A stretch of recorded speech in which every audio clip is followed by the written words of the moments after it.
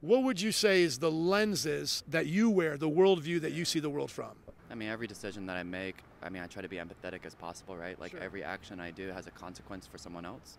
And everything I think just boils down to like, how do I like to be treated, you know? Yeah. And not the golden rule. Like, I think that's really cliche and narrow. I love that. You brought up the golden rule and you thought it could get deeper than that. Yeah. You could present the golden rule in two different ways. So do unto others as you want done unto you, Yeah. and then you can reverse it. Don't do to others what you don't want done to you. Yeah. I think that kind of summarizes what you were saying. Yeah. Perfect. Here's my worldview on that. Golden rules come from a golden rule giver. My God is the one who gives me these rules, and that's why it makes sense. Why does a golden rule make sense to you? I mean, like for me personally, I feel like my upbringing, right? I Okay. feel like everyone adapts their own Yeah. rules for living based on like how they are raised, who they are around. Yeah. So my standard for golden rule is mostly from my mom. Okay. But could your mom have been wrong? Oh yeah. I can say, I know that God would never deceive me, so that's why I know what my mom tells me is right Yeah. or wrong, because I go back and check it out with God. I was talking to somebody that you could probably relate to. He said, I got my truth from my parents. That's how I know my morals. That's actually called situational ethics. The situation that he found himself in is how he got his ethics. He's got it from his family. Now, his family just happens to be an American family. So now he has American ethics. But what if he was brought up in a tribe where cannibalism was a part of the warrior's entrance into manhood? You would have to kill an opposing warrior, then eat that warrior's heart. Now we know you're a man. If you die in that fight, must not have been a man, you know? So would that be right? Because his mom would teach it to him. How many know people 2,000 years ago weren't stupid? How many know the Aztecs weren't stupid? How many know the Mayans weren't stupid? How many know the Romans weren't stupid? But they had different worldviews. Why is it Hitler got away with what Hitler got away with? Were the Nazi Germans stupid? Do you know that during that time, Germany was the most advanced nation in the world, even rivaling America in its achievements, in its academics? Still to this day, when you want to study theology, most theologians have to learn German. They were a Christian nation even at one time. What happened to them? They got deceived in their worldview. If you're new with us, a worldview is how you see the world. Everybody has one. Everybody has a worldview, a set of lenses that they see the world from. You probably have not even examined your worldview unless you've been coming to this church. You've been taking it for granted. You may be taking for granted, like I said, that cannibalism is wrong. But why is it wrong? Well, my mom told me it was wrong. Well, could your mom be wrong? What if your mom didn't know how good a man's liver tasted? Maybe a man's liver is the best tasting food you'll ever eat. And if we're just products of evolution, what's the difference between eating a cow or a person? See, you're just a part of a situation that now taught you cannibalism is wrong. But if you have a Christian worldview, who tells us cannibalism is wrong? God. God tells us cannibalism is wrong. Now understand this, both the atheist, non-believer, and the Christian can say, I don't want to do it. And so the atheist can go, hey, I don't need God to not eat people. I just don't want to eat them. But I'm not saying you don't need to have a belief in God not to eat people. I'm saying you need a belief in God to justify, to give you a foundation for not eating people. Does everybody get the difference?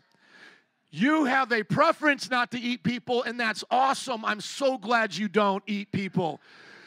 But that doesn't change the fact of why you shouldn't eat people. Because if we came from the goo through the zoo to you, through evolution, you're just an advanced primate. You're just an animal. So the examples may be a little distasteful thinking about cannibalism and things, but I just want to bring them to the extreme. So he brought up the golden rule. Isn't that something, if you were with us last week, that both weeks when I talk to unbelievers, they always bring up the golden rule. They know there's something about the golden rule that's a good foundation. Yet, once again, why should the golden rule make any sense if you don't believe in a God? The golden rule is just an opinion if there's no God. Why is it a rule?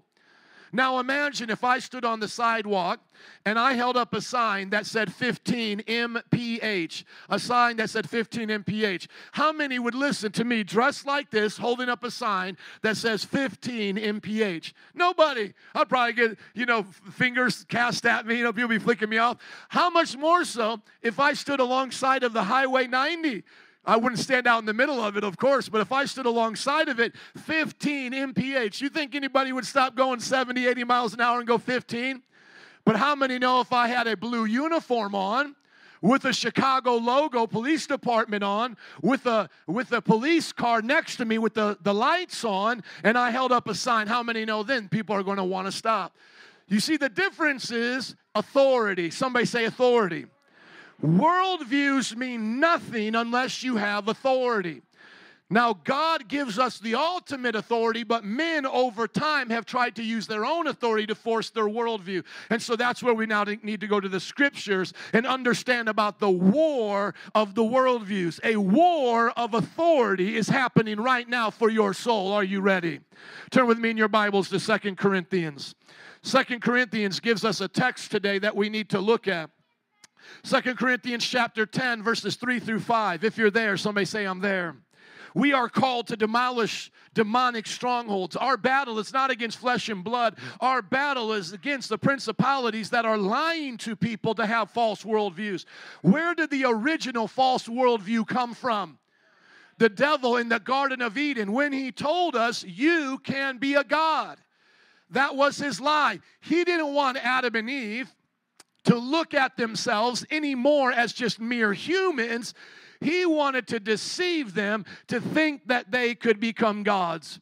And when we ate of that fruit, and I say we because we all were in Adam and Eve, we are all represented in them. We all would have made the same decision. In other words, when we ate of that fruit, we did not become like God. We became a sinful human. We became worse. So instead of being elevated, we got downgraded. And now that is why evil is on the world. But today, the worldview war is raging on between the lies of Satan and the truth of God. 2 Corinthians 10, 3 through 5 says, for though we live in the world, we do not wage war as the world does. Do you understand why that's important to understand about the war of worldviews?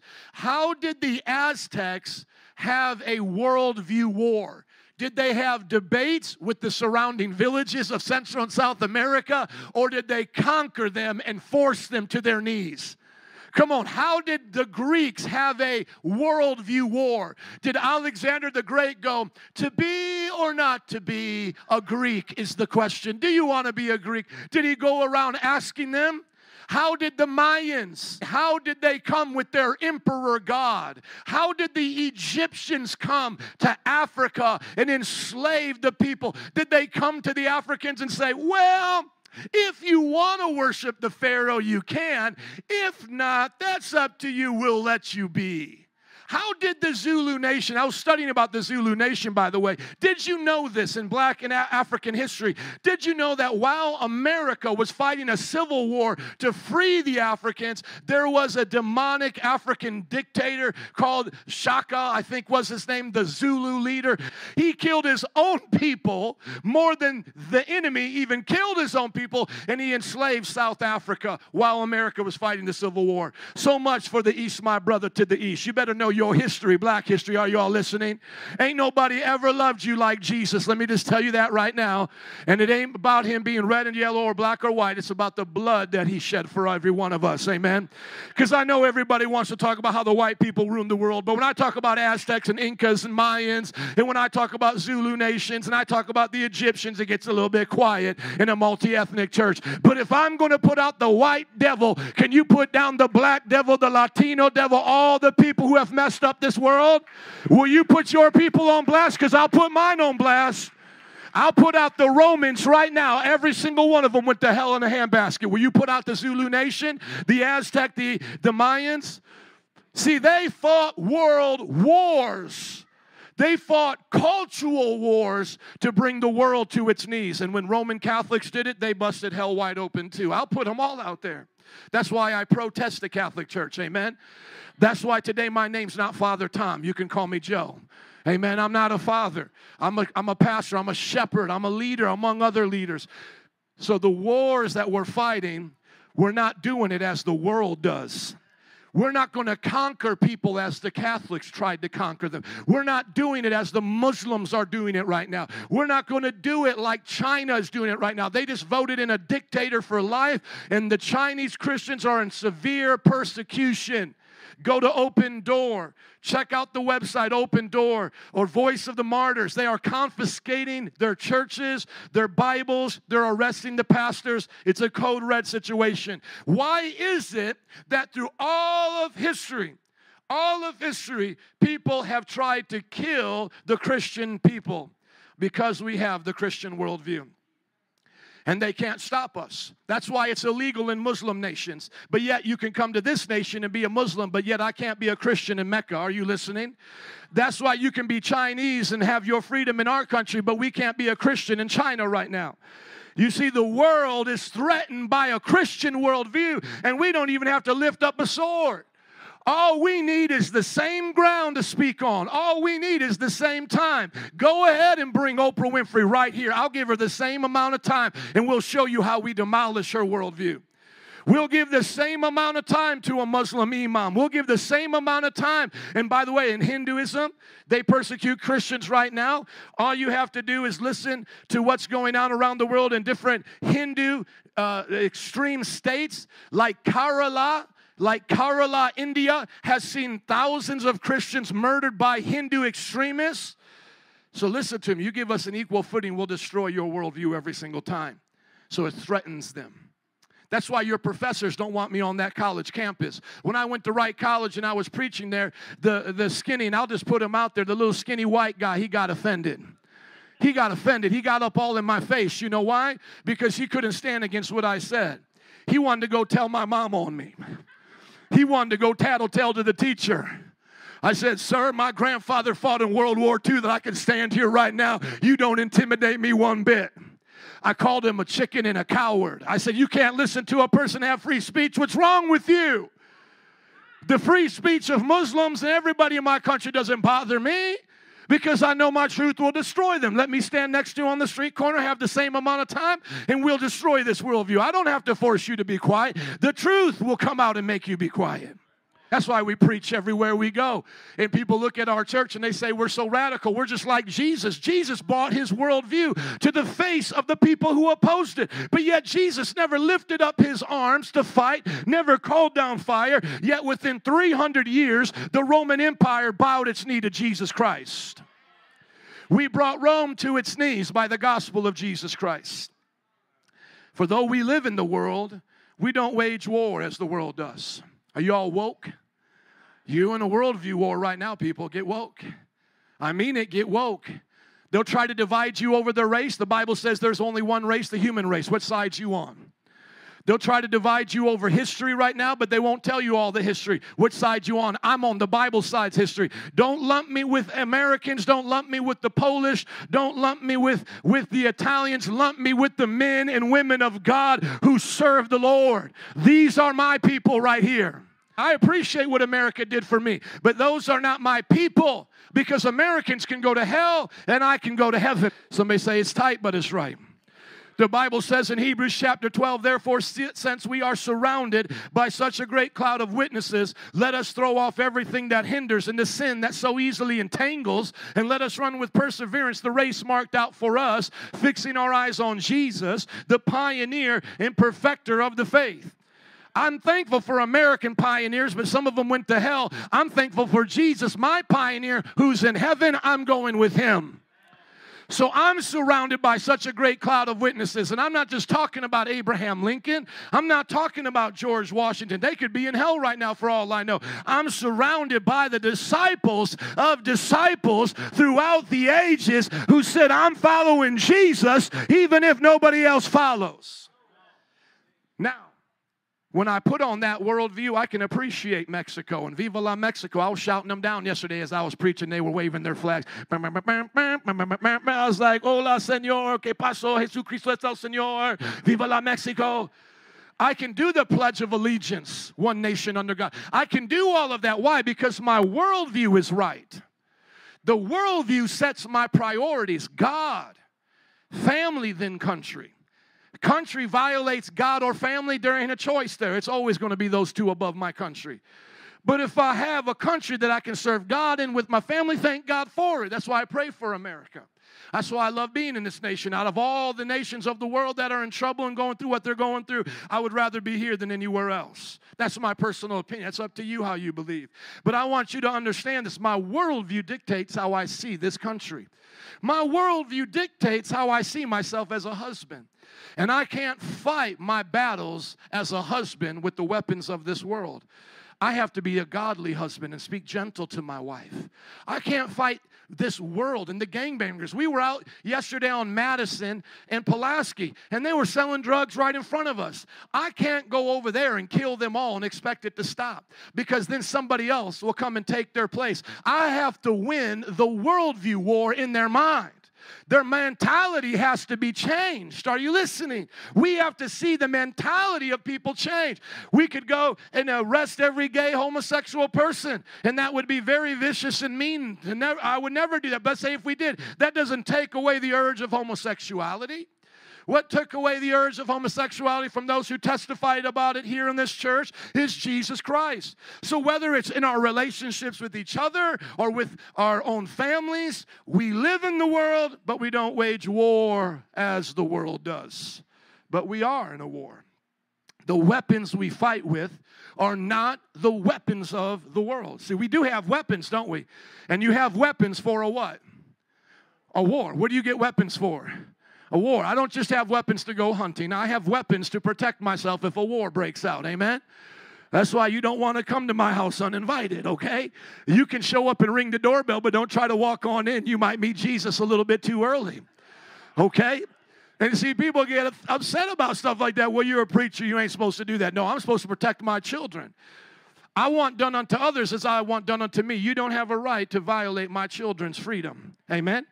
You can slap me, I'll turn the other cheek. Jesus never said what to do after they slapped the other cheek. Amen? It's on. Half kid. I got weapons for war. But the Bible says the weapons we have for a worldview, they are not the weapons of the world.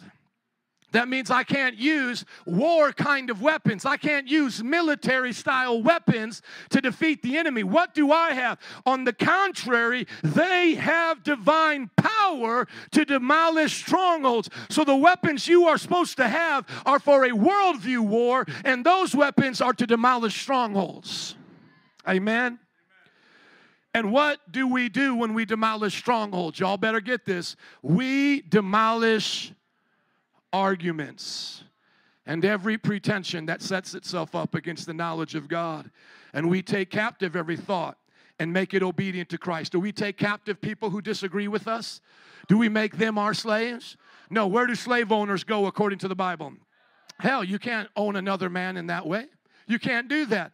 When the Bible talked about slaves, it talked about a system that was a part of their workforce, and it was a part of what everybody was a part of. More than half of the Roman Empire were slaves. And when when people became Christian slave owners, the Bible says you can't even threaten them. So you are to treat them as you are a slave of Christ. And we talked about that. So we don't take people slaves. We don't demolish people. We don't go into their neighborhoods and blow it up. I don't want anybody to do that to me. What I need is the truth, and what this generation needs is the truth, and the truth will set you free, and the power of the Word of God demolishes strongholds. Now, name out 10 strongholds right now, just as I start to call on some people. Give me a stronghold in our nation. One. Depression. Does the power of God have authority to demolish the stronghold of depression so that people can take captive the thought of depression and bring it into obedience to Christ? Okay, shout out another one, Amy. Addiction. Does Jesus have the power to destroy addiction? Come on, somebody. Has anybody in this place been addicted before? But Jesus sets you free. I'll raise up both hands and a foot and a toe back here. Come on. I've been set free from addiction. Smoking and drinking and doing drugs and pornography. At least 4 or 5 addictions. Shout out another one, sir. Sexual preference. There you go. Can Jesus set you free from misidentifying yourself? From thinking you're a transgender? Can Jesus set you free from preferring the same sex and not the opposite sex? Can I hear an amen? He will take that thought captive. This is what the world says. Let's butcher your healthy body to try to fix you. Jesus says, let's just fix your mind and your soul. And then they want to point at us and say, we're the ones that are dumb. You're the one cutting off working pieces. You're the one making over here Frankenstein in a laboratory. And I don't mean like I don't love them. I'm just saying, man, that ain't smart. We're the smartest generation that's ever lived. We got smartphones, but we so dumb. Are you listening? We know what a baby is inside of a womb. I'll give you the fourth one, abortion. Can Jesus take the captive thought of abortion and make it obedient so people love children again? We have the technology to see the heartbeat. What do you think that is? You find that on Mars, you're losing your mind. And we don't know life inside the womb. Give me another one. Number 5, Berto, shout out one. Divorce. God can take captive the thought of divorce and adultery and make it obedient to Jesus Christ. God will help you to serve Jesus. How many believe God can keep you from divorce? Let's keep going. Let's go in the back. Lawrence, give me one. Racism. Can Jesus solve the problem of racism? Take every thought captive?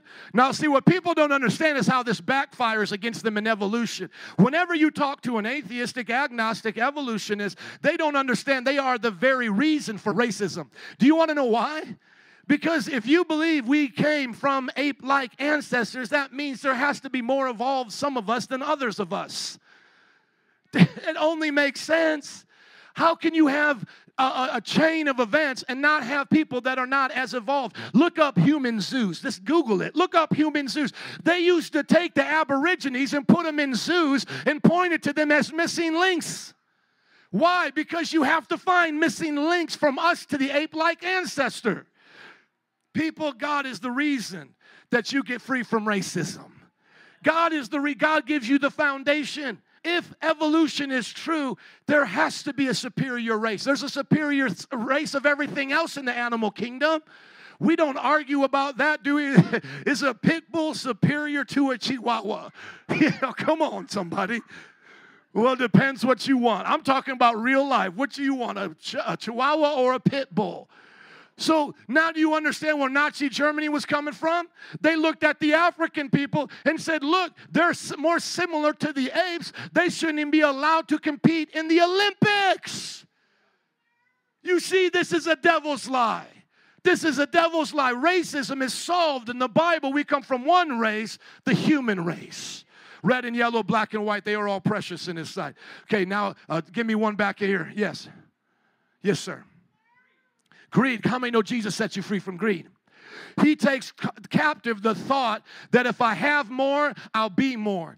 Everybody that's been captivated by greed knows what I'm talking about. If you think you have more, you will be more. You fall into that trap, that rat race to get more. So now you want more, to have more, to be more. I got to get more, to have more, to be more. And then you find yourself with a condo at the lake, a beach house in Miami, all of these things, but now you're on your third marriage, your children are depressed, and you don't know yourself anymore. And that's why, get this, middle-aged, upper-class white men have the highest rate of suicide. Because money, education, all of that doesn't change anything. Can I get an amen? Let's go for 2 more. Somebody shout out one. Okay, back here. Danielle, give it. What's that? Gangs, violence. Let's go for violence. How many know Jesus is the solution to violence? How many know if we all treated each other the way we wanted to be treated, we could not have gangs? We just couldn't do it. I believe that there's a just war theory, and that means sometimes you've got to fight to protect the innocent. I believe in that. But how many know the gangs shooting each other up, killing innocent people on the streets, and fighting over illegal means like drugs and money and all of these things would go away just like this if we kept the golden rule? Amen? Shout out one more. Pride. Let's just go to political corruption. I'll take that as pride. How many would like to see political corruption go? Well, what do you think they swear upon? Do they swear upon Darwin's book, The Evolution of the Human Species, The Origin of Man? Do they swear upon Dawkins' book? What do politicians swear upon in this country? The Bible. Now, if they live by it, would we be in the mess we're in? No, so hey, y'all got some work to do then, don't you? Go demolish some strongholds. Go demolish some. Y'all looking at me now like, Pastor, I thought that's what you're doing right now. No, I'm preparing you to go do that out in your world. Everything we just named, I'm equipping you for. That's what I got to do. Amen. I've got to go out there and teach people. I've got to go out there and tell the facts. And you got to go out there and tell the facts. Somebody say, help us, Jesus. Amen. If you don't know, a worldview is how you see the world and everything in it. It's how you give an explanation for what you believe. What is a biblical worldview? It's how you see the world through God and His Word. I want to show you this chart now with a little bit more details than I gave you last week. This is what I call a Christian worldview. It's the pyramid of epistemology. Somebody say epistemology. Epistemology is a big Greek word that means the study of knowledge. It's how you know what you know. It's thinking about your thoughts. I can put anybody's worldview into this pyramid. Everybody's worldview has an axiom or a starting point. Then from that starting point, everybody's worldview has presuppositions. And then from those presuppositions, we have propositions. These are the only things that we can know in certainty. And then above here is opinions. Now, I want to help explain this to you a little bit more. And then I want to give you an example of winning a war in the worldview from Paul in the book of Acts. As a Christian, our foundation, our axiom is God and His Word. When people hear that, they think that's silly. But all you have to do now is ask them, what is your axiom? If they say, my reason is my axiom, my logic is my axiom, ask them, how can logic exist without a God? Logic is immaterial. Can you paint the law of non-contradiction right now, red, and sell it to me for $1.99? How do we all ascend mentally to the law of non-contradiction? Can I give you an example of contradiction? Can you be a married bachelor? How do you all recognize that? By logic. Can you make a square circle? How do you recognize that as a contradiction? Logic. But is logic material? No, logic is immaterial. Immaterial. Now, some people who want to get out of the belief in God will be like Plato and say that immaterial thoughts can exist like mathematics and logic. They literally believe, in one sense, like Sesame Street, that the law of logic is walking around doing things. But how many know that's foolishness? Just believe God. See, it's more make-believe to believe in Platoism than it is to believe in Christianity. As one man said, I don't have enough faith to be an atheist. Y'all play make-believe. I know where the laws of logic come from. Bible says in the beginning was the Word was with God, and the Word was God. What is that Greek word for word? Logos. And what does the word logos mean? Logic, truth. In the beginning was the Word. There it is. It is the root for logic. Look up the word logic and then the etymology in the Greek, not the Latin. Latin comes after the Greek. You see, it's logos. Our logic comes from a person, the mind of God. Jesus said, I'm the way, the truth, and the life. He is the truth. In the Greek, the aletheia. It's not just that truth is a thing that we ascend to, we think about. Truth is actually a person. In other words, if there wasn't a sun, there wouldn't be sun rays. If there wasn't a God of truth, there would not be truth for humans. If there wasn't a God to give life, there would be no life. If there was not a creator, there would be no creation. If there wasn't a designer, there would be no design. Does everybody get that? I'd double dog anybody to try to go around this. As an axiom, it will fail. This is where Jesus said, whoever hears these words of mine builds their house on it is like a man who builds their house on a rock. Those who don't are like those who build their house on the sand. God and His Word is the only thing that is sure. Now, trust me, I will get into the Bible and help you understand how we defend the authenticity of the Bible. But can I show you a quick way to help people get out of the problems of canon, transmission, textual variants? Can I show you a quick way? All I have to do is ask them this. In my worldview, God is my starting place. Is that true? And they say yes. If God is my starting place and God is all-knowing, all-powerful, and He's everywhere, is He able in my worldview to create a book that can be handed down from generations that gives me a perfect message of His will? Is that possible, yes or no?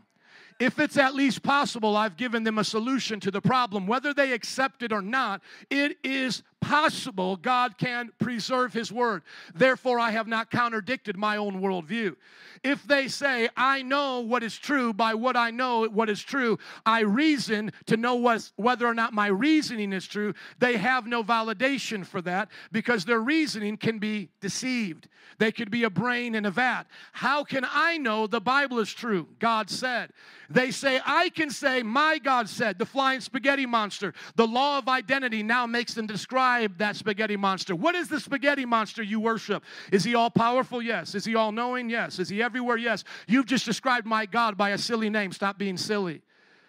If I say Joe is 6'1", Joe is 220 pounds, Joe is married to Nancy, and then I say person X is 6'1", 220 pounds, married to Nancy, am I describing two different people or the same person?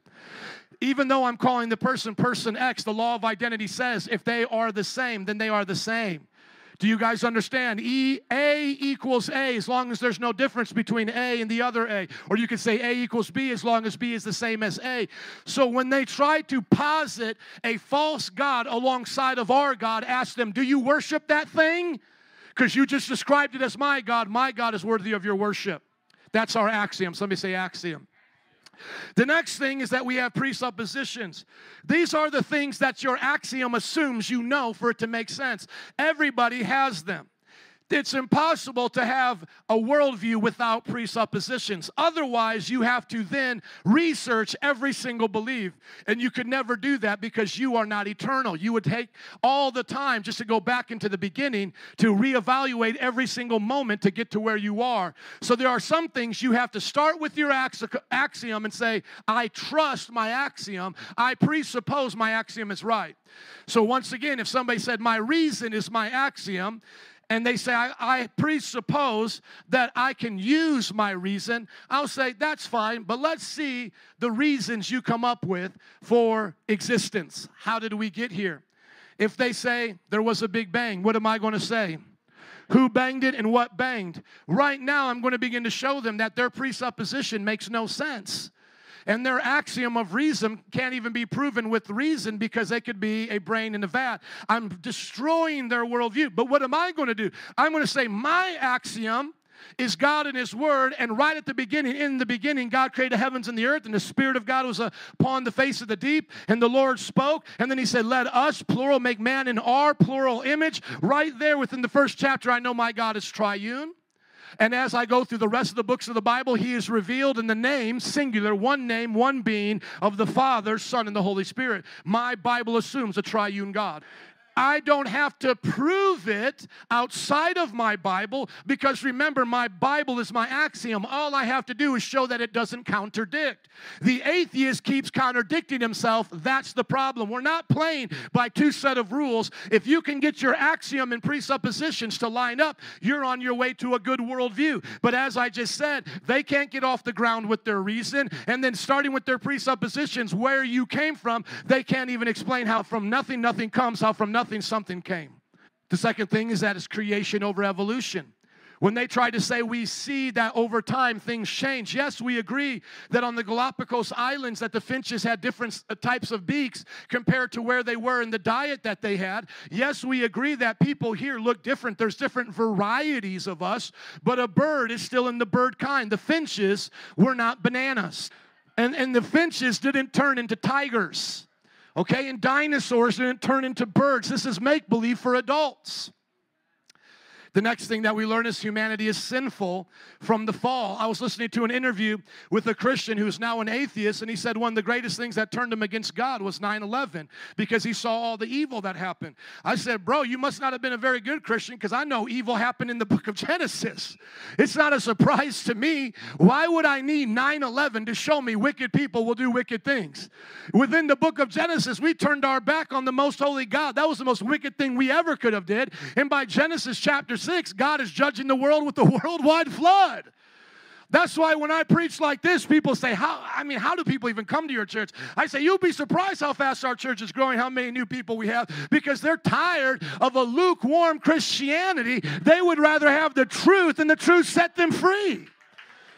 That's why 80% of our church is in discipleship. That's why we're over 200 in both of our services. That's why we keep growing every year, because I don't give you any magic trick up here or try to erase the Bible. There is a judgment. Sodom and Gomorrah was real. Noah's flood was real. And guess what? The Bible explains why it's real. Because we're wicked. We're evil. You talk to somebody who doesn't believe in God. Tell me what's wrong with Hitler then. According to you, he won. What do you like? Just ask him, what do you like? Sex? He had sex. You want power? He had more power than you. You're lame at power. Look at you. You only got a bike right here. This guy had a country.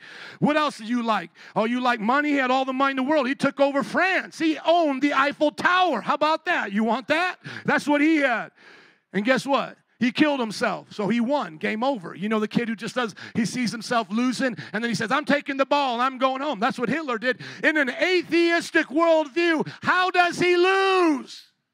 He won. In an atheistic worldview, there's no more judgment now. He just took everything he wanted. So go be like Hitler then, right? No, thank God we're not, because we have enough sense to know something about that ain't right.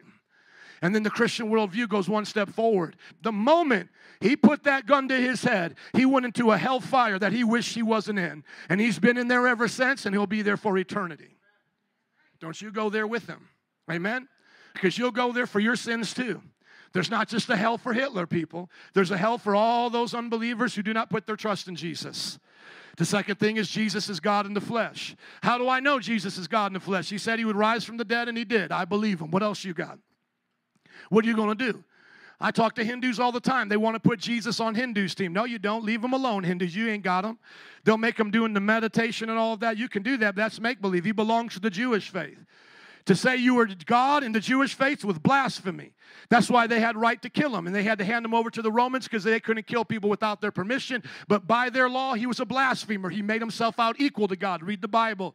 He said, before Abraham was, I am. By him saying the Greek word ego eimi, I am, he was saying the same thing that was in the Greek translation of the Old Testament, Yohe-Vahe.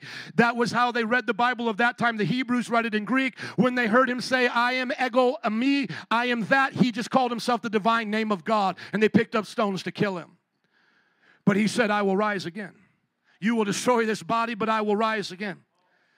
He has risen, my friends. He ascended to heaven. He's at the right hand of the Father. I dare you to try to disprove it. Those who have tried, many have become Christians along the way. Number 5, salvation is by faith alone in Christ alone.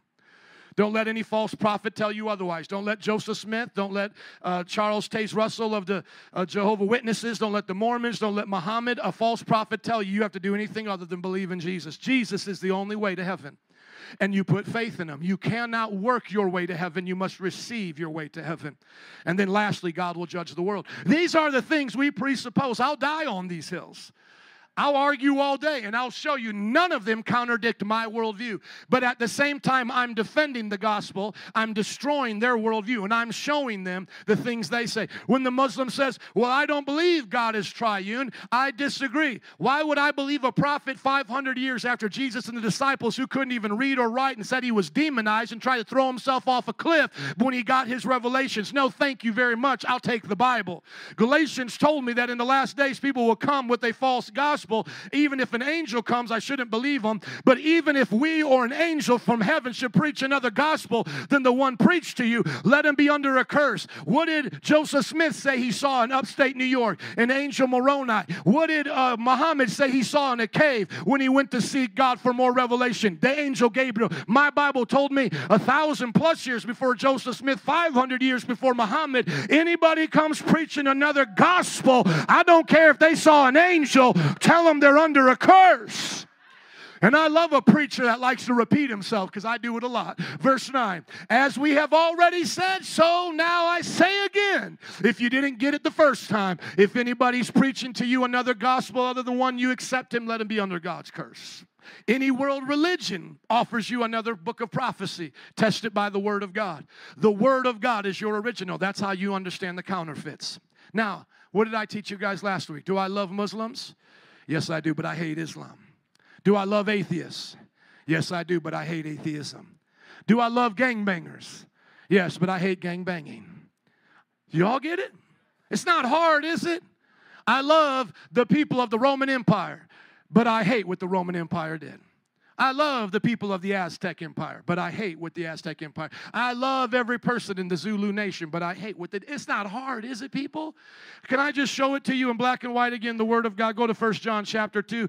The Bible says, don't love the world or anything in the world. Now, some people might say to themselves, well, I thought John 3:16 said that God so loved the world. Well, that's why I'm writing to you, because I want you to understand the difference between what we love and what we hate. Look at what it says. 1 John chapter 2, verse 15 says, do not love the world or anything in the world. And John 3:16 said what? God so loved the... Is that a contradiction?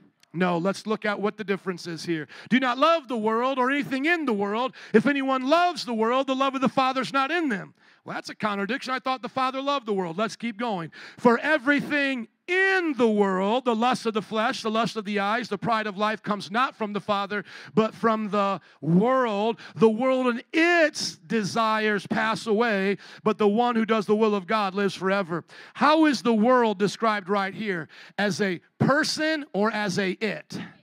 So God says, hate the it, the desire of the world. But what does the world refer to here? God so loved the world that he gave. Is that an it or is that referring to people? People, for God so loved the people of the world that he gave his only begotten Son. Do not love the evil desires of the world. Now you know, don't you? How many learned something? How do they say it in modern English? You love the sinner but hate the sin. Amen. How many ready for the word now? Look at your neighbor and say, that was the introduction. That was the introduction. Let's go to Mars Hill, Acts chapter 17. Here's how Paul won the worldview war. While Paul was waiting for them in Athens, this is a major city of the Greek Empire, but it's been taken over by the Romans now. He was greatly distressed to see that the city was full of idols. So he reasoned in the synagogue with both Jews and God-fearing Greeks, as well as in the marketplace day by day with those who happened to be there. So he wasn't afraid to go to those who had different viewpoints. He went to the Jews and reasoned with them. That would be very similar, like with us going to reason with the Catholics, and then he goes to the marketplace to reason with everybody else. Now in verse 18, a group of Epicureans. These were the philosophers who would be considered deistic materialists. They lived for the greatest pleasure and believed there were gods, but the gods weren't involved in their everyday life, so they could do whatever they pleased, whatever felt good. And then he met some Stoics. These were philosophers who were pantheists, and they believed that virtue and knowledge and good ethics was good. These would be like humanists. So he met those who loved pleasure and those who loved knowledge, these philosophers. They began to debate with him. Now, did Paul say, hey, guys, hey, I don't debate. That's not what I do. Is that what he said? Or did he say, let's get it on? Let's keep reading. Some of them asked him, what is this babbler trying to say? They ridiculed him. He's a babbler. He's not as smart as us. Others remarked, he seems to be advocating foreign gods. We haven't heard of these gods, Jesus, the Holy Spirit. We don't know who these gods are. And they made him out to be a pagan, in other words. They said this because Paul was preaching the good news about Jesus and the resurrection. They took him and brought him into a meeting of the Areopagus, or Mars Hill. Eris was the god of war of the Greeks. Mars was the god of war of the Romans. After the Romans conquered the Greeks, they changed the name from their god of war, from the Greeks' god of war to their god of war. So here, just so I see appropriation of culture, here's white people stealing other white people's culture. It's happened all over the place. Just like Aztecs stole Latino culture from other Latino culture. Just like Native Americans stole Native American culture from other. It's happened all over. African culture, you ever heard of a Hotel Rwanda? The Hutsis and the Tutsis, the genocide that they did to each other, it's been happening since Cain killed his own brother. I want to put an end to what you hear on the TV about social justice. The Bible gives us real social justice. Stop believing the lies of racism. Believe one race, the human race. Amen? So the Greeks were taken over by the Romans and had their hill changed to the Roman gods. But the Greeks still hung out there, just like I still hang out in Sears Tower. It's Sears Tower. Amen? It's not Willis Tower. It's what tower? It's Sears Tower. Amen. You can take it over if you want, but it don't matter. And it's still Comiskey, right? It's Comiskey. You can call it whatever you want, but it's still Comiskey Park. Amen. Then they took him and brought him to a meeting of the Areopagus, Mars Hill, where they said, may we know what this new teaching is that you are presenting. So we want to know what you're talking about, Paul. You are bringing some strange ideas to our ears. We would like to know what they mean. All of the Athenians and the foreigners who lived there spent their time doing nothing but talking about and listening to the latest ideas. Do you hear a hint of sarcasm from Luke here? Luke is the author. He's putting in the brackets his personal opinion. He's basically saying all these guys do is just argue all the time. Paul then stood up in the meeting of the Areopagus and said, people of Athens, I see that in every way you are very religious. He says what's true. He doesn't have to lie about people. Whenever somebody has to lie about your position to defeat it, that's called a straw man. That shows you they have no real argument. When people hear what I say and they misconstrue it to, did you hear that, Pastor? He just hates everybody. He's a white supremacist. If you hear what he says, he says everybody goes, you didn't listen to anything I said. You have to beat up a straw man instead of the real person standing here. Come in the ring with my ideas, not the ideas you thought I said. I say them pretty clear. My notes are online and the video is online. Amen? So Paul didn't have to make up lies about him. He looked at him and goes, I get it. You're religious. You believe a lot of stuff around here. You're dedicated to what you believe. What you believe is true to you. It's relative to you. It relates to you. He said, for I walked around and looked carefully at your objects of worship. I even found an altar with this inscription, to an unknown God. They worship so many gods, they even had one. They said, just in case we missed any, we're going to call this one the unknown God. That's how pagan they were.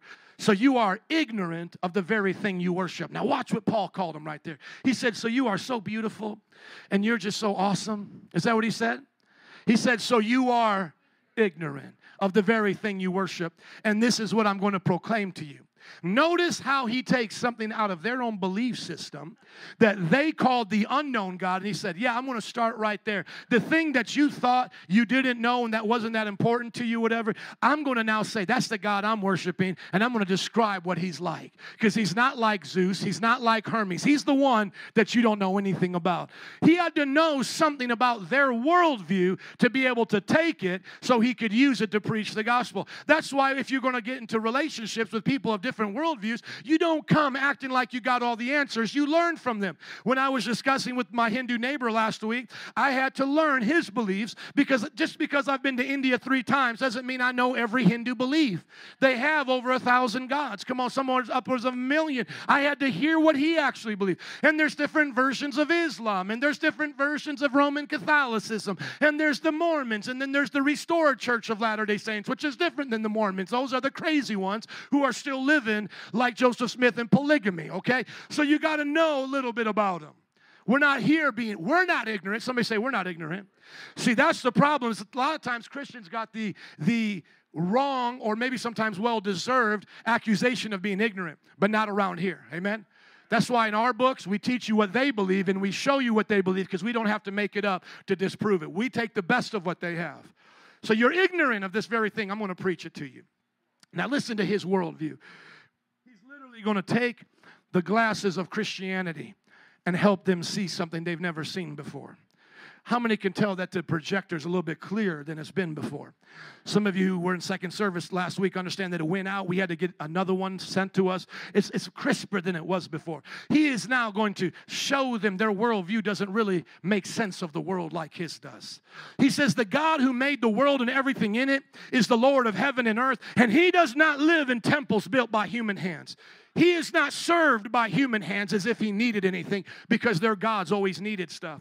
Rather, he himself gives everyone life, breath, and everything else. You see right there, he says we all got our life and our breath from him. For from one man he made all the nations. Do you know that the Greeks thought they were superior race? The Romans thought they were superior race. The Egyptians thought they were superior race. The Aztecs. I could go on all day. This lie was always around. We're a superior race. We're a superior race. But look at how he says, from one man he made all nations. So what has he just done? He has crushed racism, that they should inhabit the whole earth. And he marked out their appointed times in history and the boundaries of their land. Have you ever wondered why you were born into America, or to the country you were born, or the generation you were born, or the gender you were born? The Bible says God determined your gender. God determined the generation. God determined your country. Come on, somebody. He's talking about the sovereignty of our God. God did this so that we would seek him and perhaps reach out for him and find him, though he is not far from any one of us. This verse gives me hope.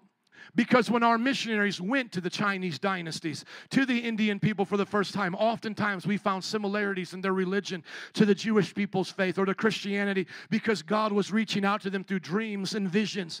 Get eternity in their hearts. A great book from missions that shows how God has not left these people without witness. So God has always been reaching out to these nations. And so what happens to them? People always want to ask that question. Well, what happens to the person in the jungle who never heard about Jesus, who died? society. They get judged by what they know. They get judged by their conscience. And then I say, guess what? And you're not them, because I'm giving you a whole lot, so you're going to be judged on this. So stop trying to run away to Africa and be some person in a village that never heard anything. This is for you right now, Bubba. You hearing it all. Amen? Because we don't need to talk about Kunta Kinte right now. He's already died and been judged. We don't need to talk about those from the Chinese dynasty. We don't need to talk. Those people have already died and been judged. And by the way, that's why we keep sending out missionaries. Who I'm talking to right now is Ralph, the college student. I'm talking to you, Ralph. You know the gospel and you're going to be judged by it. Come on, somebody. You're without excuse. Now he says, for in him we live and move and have our being, as some of your own poets have said, we are his offspring. He literally takes one of the Lil Wayne songs or Beyonce songs. He takes one of their lyrics from their poets and uses it in his gospel presentation. Isn't he amazing? He doesn't compromise. Everybody get this. He doesn't now start shaking it with Beyonce. He doesn't start agreeing with what that worldview is. He just pulled the truth out of the worldview, because whatever is true is true. If an atheist says 2 + 2 is 4, it's still 4, y'all. Are you listening to me? If an atheist discovers something good about combustion and help us go to Mars, that's wonderful. It's still true. So what he's saying is truth can be found in there, but I filter it through my Christian worldview, which is the way I decipher between a genuine and a fake. How do you know the real dollar bill from the counterfeit? You got to know the real. So he pulls this out, and what is real about this, and Paul talks about it in Ephesians, is that not only is God our creator somewhat out there, but God in his energies has given us sustainability for life here. So the way we look at it is there's a difference between God's essence and his energy. If we believe that everything was his essence, we would be pantheists, that this would be God, the computer would be God, I would be God. That's what the poet here really was coming from, was from that aspect of pantheism, that everything was God. But instead, we as Christians believe in panentheism, that everything comes from God or is in God, but separate by his energies. Let me give the example of the sun again. The sun is the essence, the rays are the energy. God is the essence and his presence, his Father, Son, Spirit in heaven, and his energies, his sustaining power is what holds up the universe. So I'm not trying to say today that God is distant from us. As sinners, he's distant from a relationship with us in our hearts. His essence, his personhood is not with us, but every single one of us could not live without him. In him we live and move and have our being. Y'all got to hear that today. Today, you cannot be distracted by the things of this world. You got to go deeper with me. Go to the book of Ephesians. In him we live and move and have our being. Go to the book of Ephesians chapter 2. How many remember the Ephesians series? Okay. Ephesians chapter 1 verse 22. Paul, he's doing this later on in life. Remember, the book of Acts is recounting his life. It shows when he goes to Ephesus. It's around the time of when he's in Athens, but he doesn't write the letter of Ephesus until he's in jail, which happens at the end of the book of Acts. That's when he gets arrested. But look at the levy that he tosses these people of Ephesus. And God placed all things under his feet, talking about Jesus, and appointed him to be the head over everything for the church, which is his body, the fullness of him who fills what? Who fills everything in every way. Now, you better be careful about how you describe God filling everything in every way. It is important you know this. Because if you become like Spinoza or these other modern-day philosophers, you will say God fills everything in every way, and that means everything is God. You cannot believe that as a Christian. God is distinct from his creation. How do we make the distinction then that God can be said to fill everything in every way, yet we are not pantheists that believe everything is God? We must make a distinction between God's essence, who he is as a person, and what his energies are, what his power is. Somebody say his power. So what we believe is his person and his power are different. His essence and his energies are different. As the sun represents the person, the rays represent the power. The sun represents the essence, the rays represents the energies. So he taught them that. And we are his offspring. When he said we are his offspring, does that mean we are all God's children? No, some of you are children of the devil, and you may be here today. And how do we know difference between children of the devil and children of God? The Bible teaches us clearly that those who do not listen to Jesus are children of the devil. John chapter 8, verse 42, if God were your father, you would love me, for I have come from God. I have not come on my own. God sent me. Why is my language not clear? Because you are unable to hear what I say. You belong to your father, the what? You belong to your father, the who? The devil, and you want to carry out your father's desires. So how do we now know the difference between what Paul meant by offspring and what now people mean in the new age? We're all God's children. The difference is we are God's created people, His offspring in creation. So we are brothers and sisters in humanity, not brothers and sisters in spirituality. The difference between offspring and children, according to Paul would not have meant it that way. Remember, the guy he's quoting from is a pantheist who believes everything is God and believes that everybody is God's children. But how does Paul mean it according to his teachings? According to his teachings, there's a difference between the essence and the energies of God, and there's a difference between being the creature and the child of God. Amen. Therefore, since we are God's creation, we should not think that the divine being is like gold or silver or stone or an image made by human design and skill. In the past, God overlooked such ignorance, but now He commands people everywhere to just go to church and do nice things and smile a lot. Is that what it says? See, Paul, according to his worldview, was not afraid to tell the truth. Paul said that now God commands all people everywhere to what? Repent. And repent means you are a sinner. Repent of your sins. For He has set a day. Come on, somebody say, He set a day. Amen. He is not slow in coming, the Bible said. He's patient so that more of us can be saved. He set a day when He will judge the world with justice by the man He has appointed. He has given proof of this to everyone by raising Him from the dead. Jesus' resurrection was the cornerstone of His message. And He didn't care if they didn't like it, because look at what happens. When they heard this about the resurrection of the dead, some of them sneered, they laughed at Him, but then others wanted to hear more of the subject. At that, Paul left the council. Some of the people became followers of Paul and believed. So that means they follow Jesus. Follow Paul as he follows Jesus. And they actually named the names there. Among them was Dionysius, a member of the Areopagus. So an actual leader of these philosophers gives their life to Jesus. Also a woman named Damaris. Isn't this beautiful? Women and men co-equal being named here. This shows you that the church accepted them as full status into the church. And a number of many others. Come on, somebody say amen. Amen. Here's how we can win the war of worldviews. We don't do it by force. We're not angry at people. We love them. We hate the sin. We hate false belief. Just like I love my children, but I hate their attitude. I love my children, but I don't like it when they disobey. God loves us, even though some of us have the wrong worldview. And so we need to change. If you're here today and you haven't been born again, be born again. Come to Jesus. There'll be altar workers up here to pray with you. You can become a Christian just like the way I did. You don't need to do anything to earn it other than believe. I didn't earn my Christianity. Trust me, I couldn't. I'm not good enough. Nor are you. But listen, if you're here today as a Christian, start living like one. Show the world the difference. Be like Paul, someone that's willing to engage in debate. At some point, it may not be fruitful. The Bible says, don't throw your pearls before swine. The Bible says, don't answer a fool according to his folly, or you'll be like him. Know the difference, but don't be afraid to get into disagreements. Don't be afraid to talk about your worldview. Let me ask you this before I tell you how to do it from Paul's way of doing it. How many know they come wearing their worldview glasses to the job tomorrow too? So you come wearing yours. Don't let them tell you got to take yours off. They'll come talking tomorrow about their sports. They'll come talking tomorrow about their sex life. They'll come talking tomorrow about the things they believe. You talk about what you believe.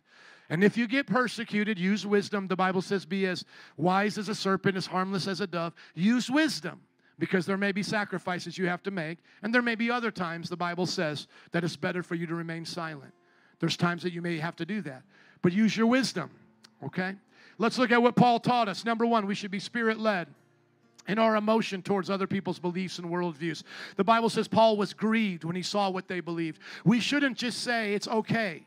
We tolerate in this way. We don't force our opinion on others, but we should be open to the Spirit grieving us when we see what we see. When I saw them dealing drugs yesterday on Madison, and you can see the live video, it's up from the truck, I was grieved, man. I prayed for drug addicts. I was grieved. It bothers me. You should let your emotions be touched by people's wrong worldviews. It shouldn't come from a place of anger and hate. It should come from a place of compassion. The next thing that we must do, like Paul, is we have to reason with unbelievers. You see the example with me. I don't just stand above the people on the streets. I prove it to you it works by going toe-to-toe with people on the streets.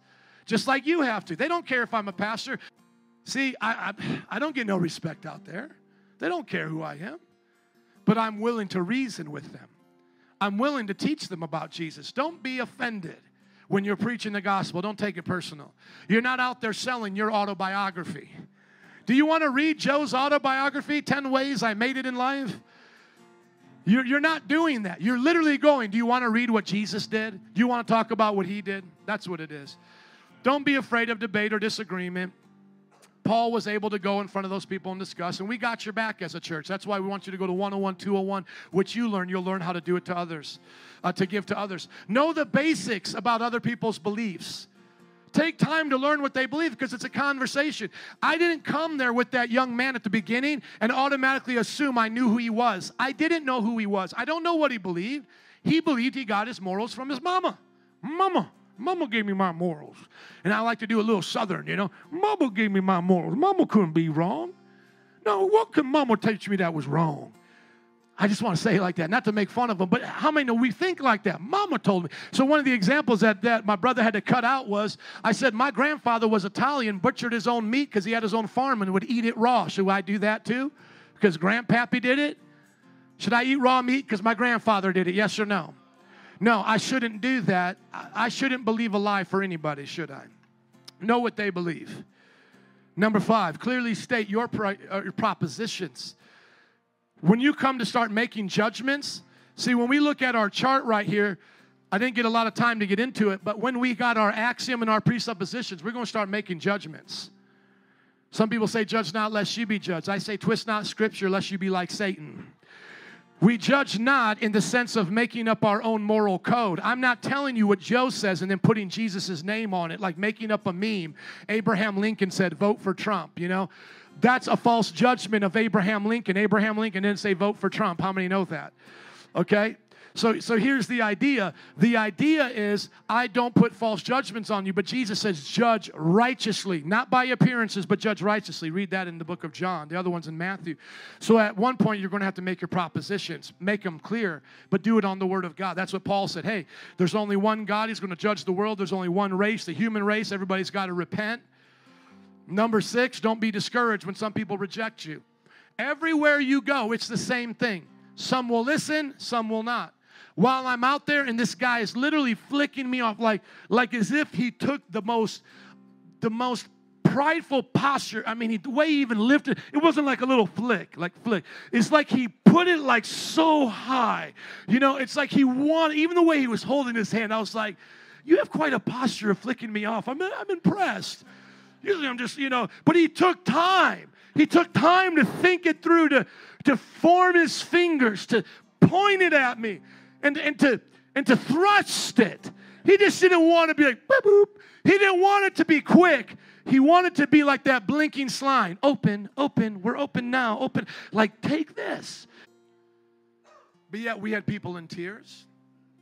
We had others say that they were so amazed by the testimonies. I prayed for a woman on drugs shaking under the power of God. It's worth it. It's worth it every time. Almost 500-600 people now have already watched it online, saying they're encouraged to go out and preach on their streets now. How much good came out of that? And remember, they killed Jesus, okay? And you're not better than your master, the Bible said. Jesus said, if that's what they did to me, get ready for what they're going to do to you. And then lastly, be ready to make new disciples. Because after these people got saved, Paul didn't go, yes, I crushed Dionysus. Look at this on Facebook. Pastor crushes Dionysus. Click. You ever see those? Like Republican crushes Justice Warrior. Click. Like he didn't put Dionysus on blast, like Dionysus is being shamed, you know? Like it has like Paul like screaming over Dionysus like this. Pastor crushes pagan. Paul crushes pagan. No. He said, man, come on. I was deceived too. Join the church. You're my family. You're my brother. You're my sister. Let's go preach. Let's go reach others. Let's teach one, to reach one, to teach one. If you believe it, will you stand up and give it up for Jesus today? Come on.